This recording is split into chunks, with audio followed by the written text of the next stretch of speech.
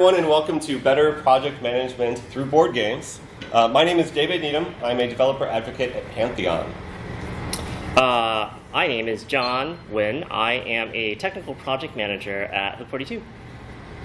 Yeah, and so the point of this session is that we're going to go and cover some project management skills that are, and tasks, things that you should be good at if you're a project manager. And if you're not good at them, then here are some board games where you can play with those types of concepts and level up your game in those respects in a safe environment. Because if you mess up something in a game and you might feel about it for the next hour or two, but you're not messing up a huge client project. So yeah, a lot of the examples that we're going to be presenting are going to be within the context of web development, because that's just where we are at and what we're doing right now. But it applies to just project management at large as well. And I didn't ask John about this beforehand, but I want to try something, and I don't know if it's going to work. But as we go through each of these techniques or skills, whatever you want to call them, we're also going to be talking about some of our favorite games, or the games that we feel like exemplify the sorts of qualities that we see as being important for project management.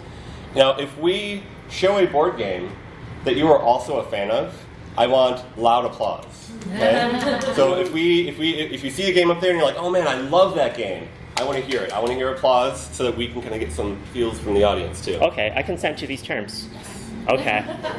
So starting off here is writing clear requirements. So it's pretty important for you as a project manager to be able to set expectations for everyone that's involved, right? So that is the developer that you're working with on something needs to know what needs to be done. If someone's doing QA, they need to know how to QA things. The client needs to know what kind of results that they can expect. And a game that I think exemplifies that pretty well is a game called Dimension. So Dimension is a game where you stack 11 balls up and you try to make them shape into this kind of pyramid shape. And you have to meet a certain criteria that changes on every round. So you can see in the picture that's there, that's no black cannot be on top of any other color. Orange balls cannot touch. You have to have 2 blue balls exactly. You have to have more white balls than green, and so on and so on. But they're really, it's a good example of pretty keeping your requirements simple as well. These are very simple. These are very succinct. And so there's not a lot of confusion or room for interpretation, right? And every round you get a new set of these, and it's a good practice and exercise to just go through and make sure everybody understands, everybody's on the same page. I think the way the rules are written in the game, it's just you flip and then you go. But I find that's really chaotic for a bunch of people, and everybody just feels really much better about hey, we're all on the same page about what's going to happen here, and now here, we all go together. Yeah? All right, I couldn't help but notice, but there was no applause. So obviously, this is kind of a flop of a game. Yeah, and that's, or at least they've never heard of it before. Maybe that's the case. Yeah, so lots of these maybe they're maybe more obscure games or things that you haven't heard of before. And hopefully, I think one of our hopes is that either we expose you to more games that you could be playing, or if you're not into games at all, maybe there's something that sounds interesting to you that you might check out and might make you move into the hobby. I know for this game in particular, I've introduced it to a few friends of mine, and they've taken this game and applied it to the areas that they work in, where some of the concepts help them to advance people who have memory issues or physical disability and children. And it's something that I don't know. It's a fun task for them to do and helps them to build skills in other areas too. Yeah, cool. And then David, what's your example? Yeah, so my pick is Hanabi. Hanabi is a game that has very simple rules. You have 5 suits. Oh, thank you. Excellent. You have 5 different colors, and you have to, in each of those colors, it has the numbers 1 through 5 within them. So you have to do 1, 2, 3, 4, 5 of green, 1, 2, 3, 4, 5 of red, and on and on. But the thing that makes this really difficult is that you can't see your own cards. You're all trying to collectively put these in order and sort through these cards without knowing the cards that you have in your hand. And sometimes that involves blindly playing cards, but more importantly, it involves sharing things that you think are most important with other people on your team. Being deliberate and including them into what they need to know about what's going on with the cards that's in their hand before they totally screw things up and cause you to lose the game. Which almost always happens. It does happen very frequently, yes. So another concept or skill here is closing feedback loops. As part of this, we want to make sure that, speaking of with Hanabi, it's also kind of related here, but you want to make sure that everyone's up to date and on the same page. You want to make sure that any changes that have happened along the way are able to be addressed and that people understand what they're getting into when they get to that point. Because naturally things will change. Schedules and timelines and requirements are going to modify over time. Nothing is static. And speaking of things not being static, this brings us to the next game, Flux. Now, I appreciate that you've applauded for this game. However, John and I both agree that this is a terrible, terrible game. No, it's not that it's terrible. It's just that I will never play it again. Just because it's very open-ended, and a game of Flux can be 5 minutes or it can be 5 hours, and I need to plan my day more than that. So I apologize for calling everyone out that likes this game and then telling you that we don't like your game, but that wasn't intentional, and I apologize. For those of you who don't know Flux, it's a game that has very, very basic rules. In fact, there's a card that says basic rules, draw one card, play one card. And that's great, but the whole point of the game is one of the cards that you could play adds a new rule or changes an existing rule. So you might go from draw one card, play one card, to draw 2 cards, play 1 card, to draw 2 cards, play all cards. And it really changes a lot over time. But not only do the rules change, but also the goal to win the game changes with every card that might get played. And so it is a constant adjustment to what you're trying to accomplish, which I think rather well exemplifies feedback loops. And, yeah, so my example for closing feedback loops is a game called Captain Sonar. So Captain Sonar is a game that I would best describe as grown-up battleship in teams. So there's 4 different roles. There is the captain, who is in charge of charting the course of the submarine. So you're in submarines, not battleships, but so the captain's charting the course and decides when to use weapons. The first mate mans and operates the weapons. The engineer makes sure that everything in the submarine is working well, because as you move and as you fire weapons, there's strain that gets added to the submarine. And there'll be points and times where you need the submarine to rest. And then there is the radio operator, and their job is to track what the enemy is doing. And the way that you know what the enemy is doing is everybody is communicating about what they are doing out loud, because each one of the systems feeds into a different system. And there's one person, the radio operator is trying to keep track of the feedback loops that are being closed on the enemy side, whereas everybody that is on your team is trying to make sure that they're on the same page with everything, so that they can go and they can target the enemy submarine and sink it. And on the slide, you could probably see this is a side-by-side of the left side is, I believe, what the radio operator believed that the enemy was doing, and the right side is what the actual reality of the situation is.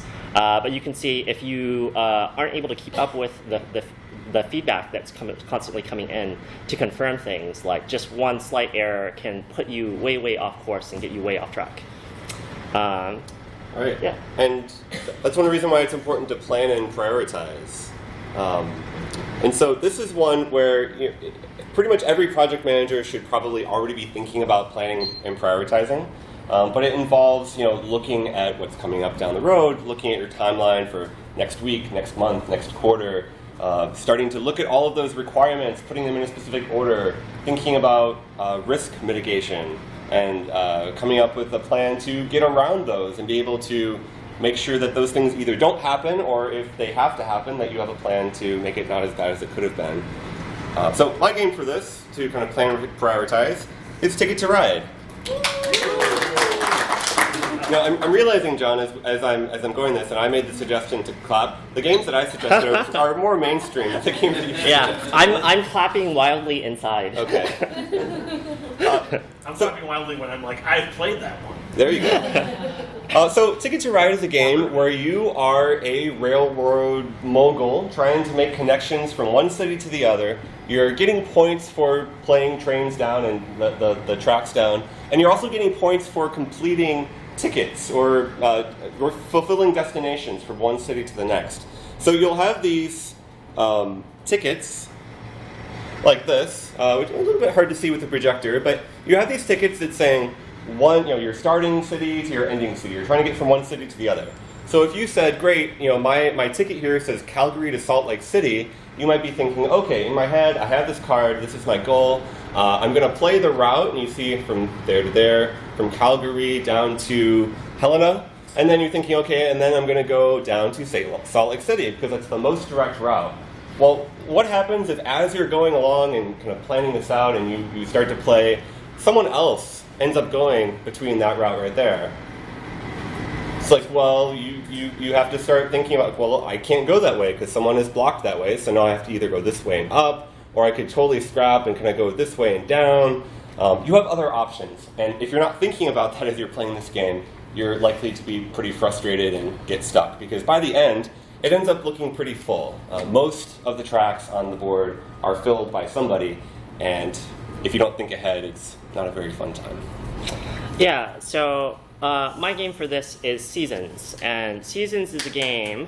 Hey, I got some claps. Seasons is a game where you roll big Fisher-Price sized dice in the effort to. I think the way I describe this game to people is it's like you're Harry Potter and you're in Hogwarts learning spells. So you're wizard apprentices, and you are trying to line up basically your curriculum for 3 years. And you line up the possible spells that you can learn in your first year, your second year, and your third year. And you need to, in order to succeed at this game, you need to be able to plan out and chart out a course that makes sense, right? So typically, what you'll be doing is things that are either easier to achieve or have high long-term payout are things that you want to try and get started up during your first year. And things that are more difficult to achieve or have very conditional requirements that need to be set up, you'll want to put towards the tail end of things. And if you just flip-flop that, it's going to be a terrible time for you, and you're not going to score very many points. But you want to keep developing towards your year 3 goals and not accidentally pigeonhole yourself where you're locked out of achieving some of those end goals that you're trying to go for. And the next concept that we have here is the iron triangle. So this is, you may have seen it as billed as many things, but the way that I know it well is fast, good, cheap, where there's these competing constraints on a project that impact each other, right? It's like you pick one of these things, or maybe pick 2, or prioritize these. You can't have all 3. If you want all 3, that's where the unicorn lives. The magical unicorn that does not exist. It's just usually you only get some of these, and for example, like if you wanted something faster, then the way that the triangle skews is, well, you can have it faster if you pour more money into the project, right? Or you cut something out, or you make it not as good. And it's kind of a constant juggling act that you have to be doing, because sometimes a project that you're working on, just a deadline's coming up, or other stakeholders get involved, and just the needs and desires change accordingly. And my game for this is a game called Lords of Zidit. So Lords of Zidit is a game where you gather adventurers, and you gather adventurers, you go around this land, and you try to increase your renown by scoring in one of 3 categories. That's wealth, influence, and reputation. What that actually means and translates out to is collect a bunch of coins, or kill a bunch of monsters, or build a bunch of buildings. And you can probably see there's like a little coin bank in the middle there, there's a tower there, and some monsters on the board. But you go around doing these 3 things. And the way that you win this game is by not having the lowest score in any of the 3 categories. So it's not a traditional, like normally, it's just like, I've got the most money, Monopoly, I win. This one is you want to make sure that you are not the worst in any of the categories. So it's you go through, and whoever is the worst at killing monsters is eliminated. And then you go through to whatever the next category is. Whoever was the worst at collecting money is eliminated. And then whoever was the worst in the last category gets eliminated, and whoever's left is the winner. So you don't need to be good at, or you don't need to be the best at everything, but you can't be the worst at everything. You have to find that balance to strike of like just being good enough in all the areas that are meaningful. What's your example, David? My example is the game Between Two Cities. This is a game where you play tiles that are usually complementary to build a city. But the interesting thing about this is that you don't have one city.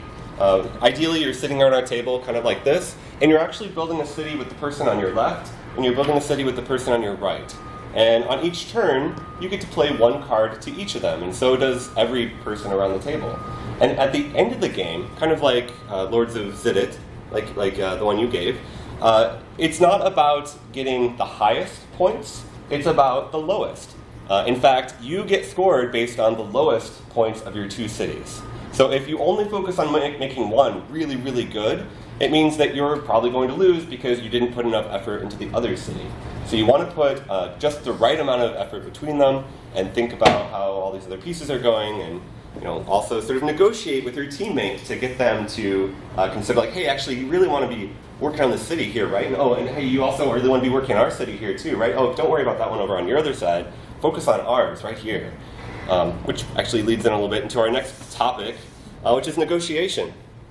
So when it comes to project management and negotiation, you could be talking about speaking out to the customers. You could also be talking about your bosses or managers or the salesperson on your team, or even actual people on your team, and figuring out, really ultimately making sure that everyone's goals are being met, making sure that to the best of your ability that everyone is satisfied with the kind of what you're working towards, and that you're making sufficient progress in those areas.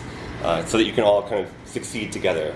Yeah, or you could be on a development team and it's just like, hey, originally I know I said that I was going to do this other thing, but it's really taken me long to do this thing that I'm still working on. Like, can you pick up the slack for me in this other area? We'll make up the difference here later. Or like, just trying to find out what's going to help us all succeed, right?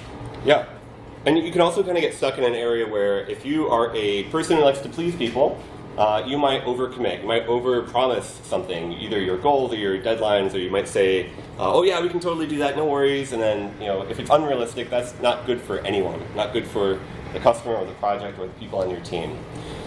So my game for this is a game that I have only played a couple times, but it's called By the Rights. By the Rights is a game that I don't think I've ever actually followed the rules to play. Like I said, we've only played it once or twice. But we sort of read the rules together and we're like, wow, that sounds really fun, let's just give it a try. And then we're like, well, we didn't really play it the right way. But I'm going to explain the way that we played it, because it was still pretty fun. And this is my little disclaimer that if you get this game, you decide to check it out, it might actually play a little bit different. But the way this works is you are pitching a movie script to a producer. One person around the table is playing the role of the producer every round, and you have cards in your hand. You pick one from the 1, 2, 3, 4, and you construct what you think is a really strong script for a film. And you have to try to make something that works together. So here we have a little bit hard to see because of the special blurry stuff here going on, but a rock opera with an ex-military roller derby girl saving the world from an alien invasion. So, yeah, I would go to that movie. And so the whole point of this game is you put those cards together, and then every person around the table, besides the producer, plays them out and pitches their movie. And they try to convince the producer to give them sweet, sweet money. And at the end of the round, the producer hands out the $1 million bills you see here, which are points. And then it's the next person's turn. You drop to your cards and you pitch yours, and it just continues going around the table until you're out of money. And then you see who ended up with the most money on the thing. So, yeah. Yeah. So my game for this is a game called Dragon's Gold. And the way Dragon's Gold plays is kind of like open-faced blackjack. There are these dragons that you can see laid out on the table where we're all adventurers and we're trying to go into these dragons' caves and defeat them for their treasure. We can see how much treasure they have and what it takes to defeat them. So I believe that first dragon that's in this slide here, I think you have to attack it for 6. So I might play down a card that has 3 on it. David plays a card that has 1, and then someone might play something that puts it over the top and meets or exceeds that 6, and then we defeat that dragon. And once that happens, everybody who took part in defeating that dragon gets to negotiate about how we should divvy up the treasure. A time limit is started, and if all of us do not agree on how we split the treasure, nobody gets it. Yeah. So, if you are poor at negotiation, you should try and play this game, because there's absolutely no way you can win this if you cannot negotiate terms between the parties in play here. So, yeah. Learn to negotiate or die in this case. So that leads in nicely to the next one, I think. Yeah. So budget management. This one is another one we have where it's probably pretty self-explanatory. It's a common success metric for projects, right? Is did we deliver on time? Did we deliver on budget? And the game that I have as an example for this is a game called The Networks. So in The Networks, oh, there's a woo? Yeah? No? Okay, I'm just imagining things. No, I heard a woo too. Oh, was it? Yeah, okay, I'm really excited. I really like this game because it's very thematic. It's one of those games where you don't really need to explain how to play to people because people just kind of get it, right? So you're running a TV network on this, and you need to manage the shows, stars, and ads on your network. Shows are watched by people. Stars need to get paid money in order to be on the show, and the show and stars bring in ad revenue, which gets you more money, and it just really makes sense, and people grok it very, very easily. But you have to every round there's constant juggling, just because you have to see how much money is coming in, how much money is going out, what your viewership decreases over time for certain shows as time passes on. And so it's just a constant juggling act of making sure that your network is operating within your means and you're not overstretching, right? One, you're not overstretching so that you end up just putting on really, really bad shows because you can't pay for anything, you can't pay for any stars, and then, I don't know, it's just a lot of fun. Yeah, another game, the game that I really thought of when I thought of budget management was a game called Power Grid. Power Grid is a game where you are managing the power grid of, and in this case we're looking at the country of Germany, but they have other maps as well. And what you're trying to do is manage demand for power versus the supply of power. And you're doing that by offering power and kind of extending your grid out to different cities. As you extend your grid out, you have more people that are interested in receiving power, and then you have these power plants. And so you spend your money upgrading your power plants or getting new power plants and balancing that against getting paid from your customers as you are expanding.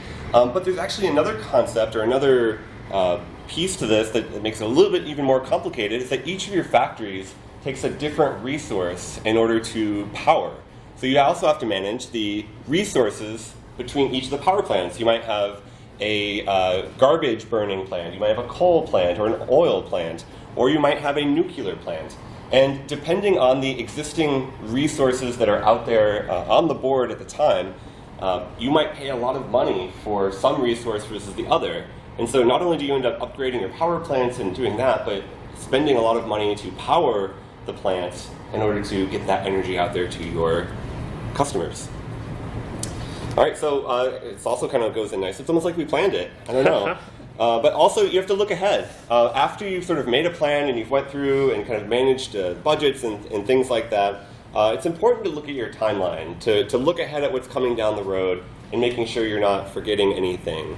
Yeah, and I think when David and I were planning this out, I was differentiating this from doing the actual planning, as this is like making sure that we stay on track now, right? Like making sure that things are going the way they should be going. They're trending in the right way. Things don't look like they're going to be impacted.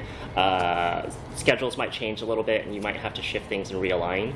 And what's the game that you have as an example? So my example is actually my favorite game, and so you don't have to applaud. You don't have to applaud. It's okay. But my favorite game is Race for the Galaxy. Thank you. Race for the Galaxy is a game. It kind of looks like a trading card game or like a deck building game or something like that. But actually, it's a game where you end up drawing from a common pile of cards, and you have these cards in your hand. And the way that you pay for the cards. Actually, let me take a step back. All of the cards that you get are pretty good. All of them will benefit you in some sort of a way. But the way that you pay for a card, like I really want to play this card in my hand, is by discarding other cards in your hand. So you have to decide, is this card worth throwing away these other cards? Or should I prioritize playing this card later, so I need to hold some cards to get that and all the pieces working together, which can be really tough. But another way that you have to look ahead for this is that the game, the round, is broken up into a series of phases.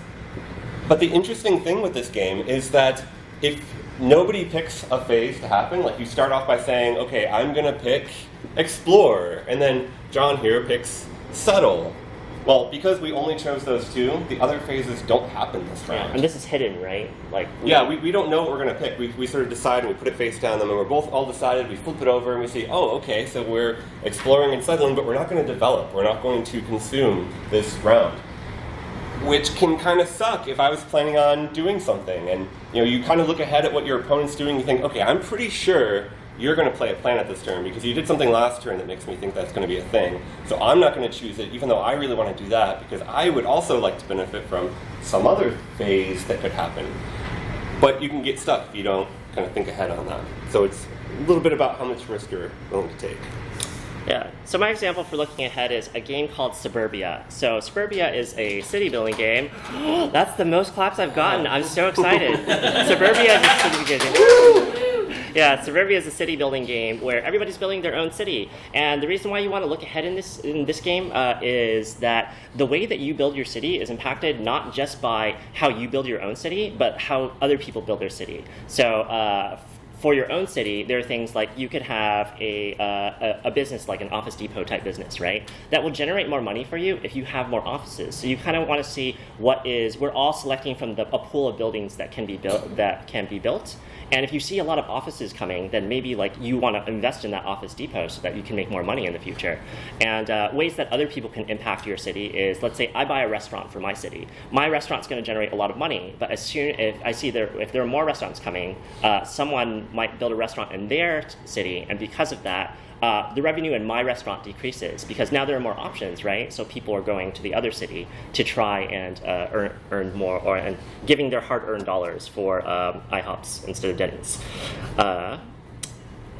Let's see. The next concept that we have here is just like you should be flexible. If you are a project manager, you should know that things are not going to always go according to plan, no matter how hard you plan, no matter how hard you look ahead, no matter how hard you try to stay on top of things. Just things will sometimes just go off the rails a little bit. And it's something where you need to be able to pivot and adjust to that. Not just plans too, but in the way that you structure things. If there's a certain process that you do across the board on multiple projects, if it's not working on a particular project that you have, like don't be beholden to that.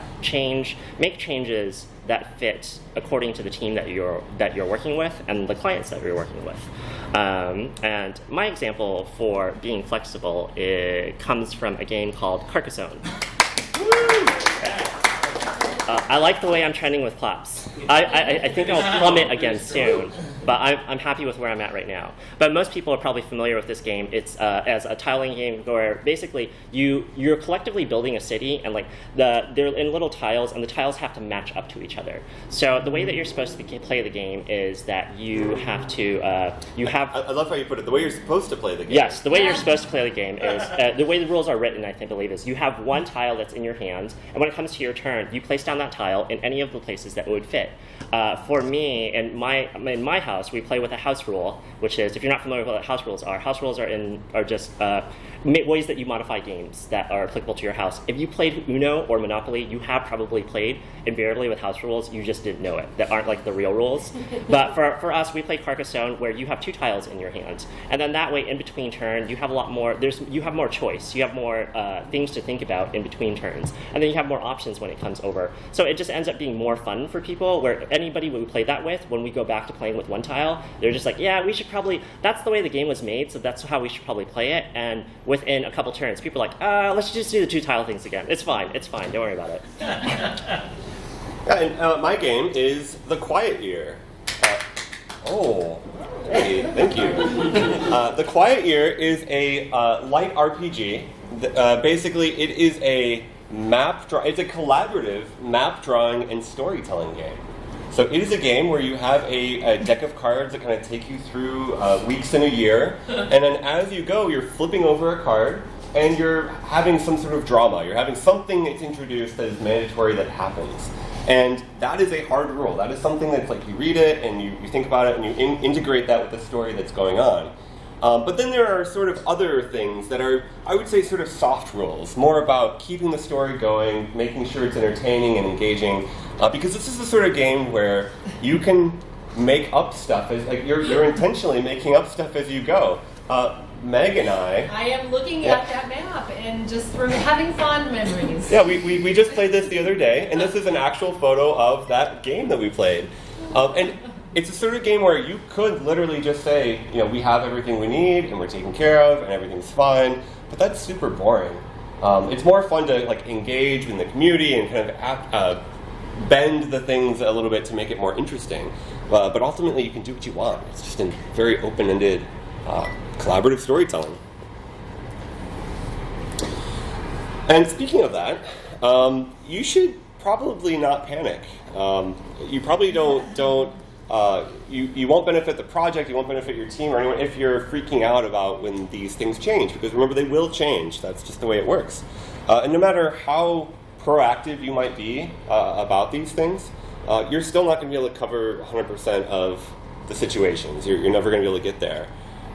Yeah, I think the important thing here too is just like stuff is going to go wrong. The extent to which it goes wrong, like that varies. But like what you can't control that. The thing you can control is how you react to it, right? So if you panic, everybody else is riding that crazy train with you, and we're screaming the whole way down.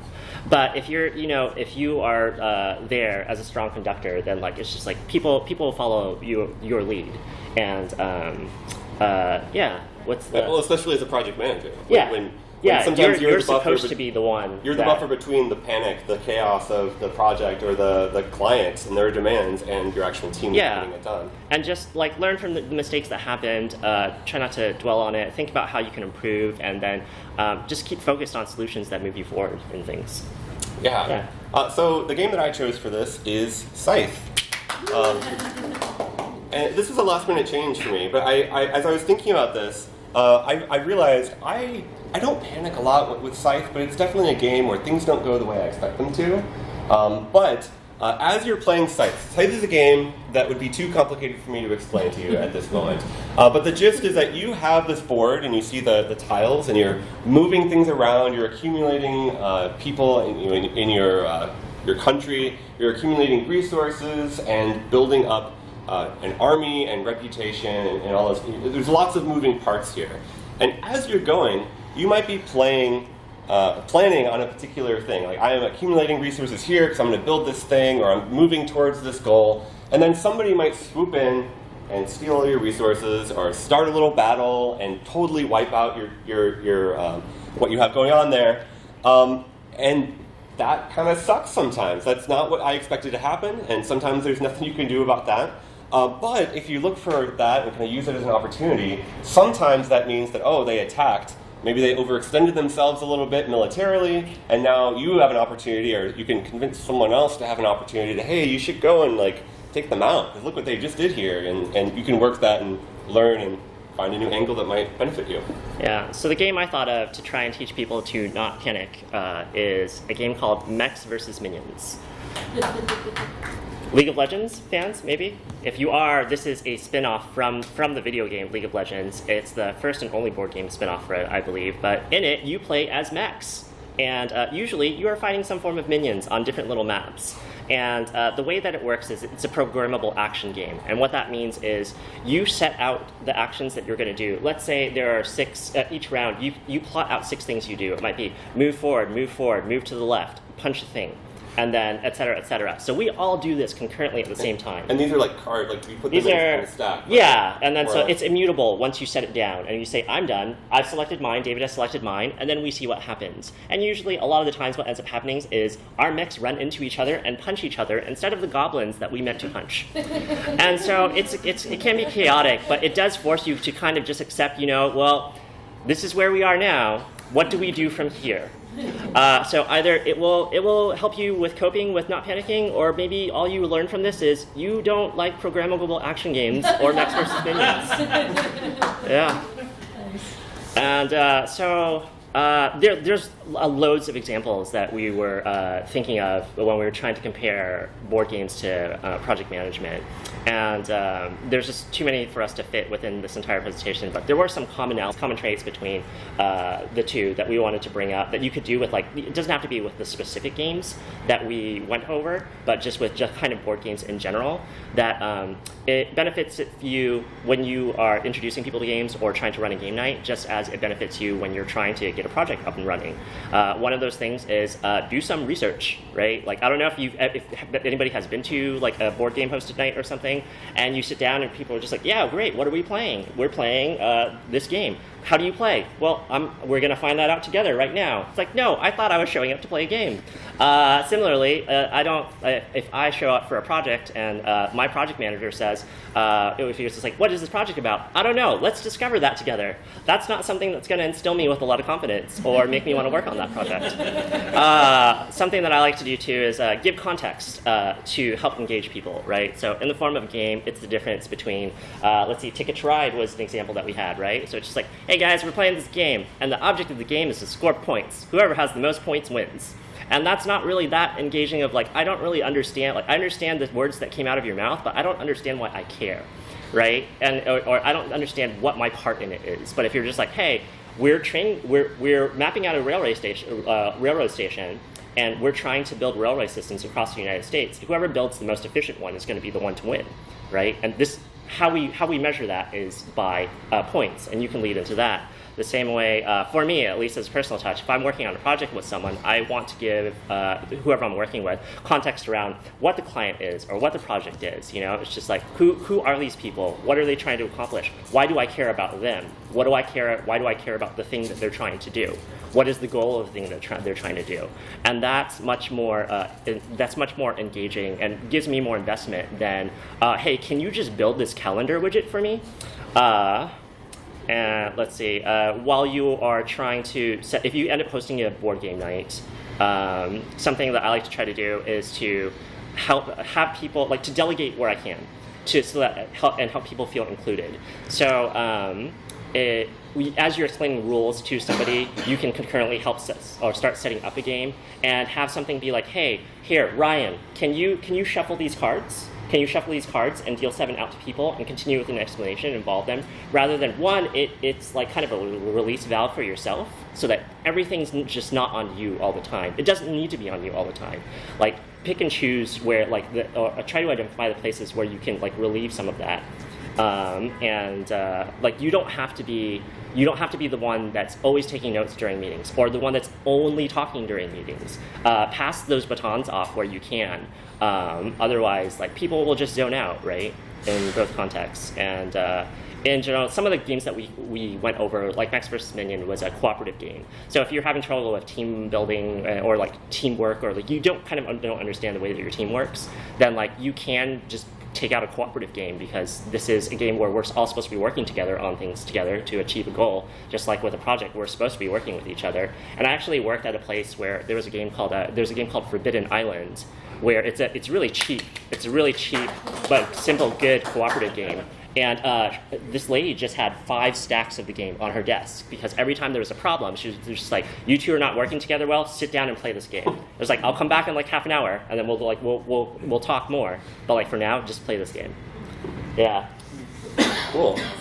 So we are a little bit out of time, so we're going to kind of rush through the remaining things. But there are also some games that sort of encompass the entire project management experience.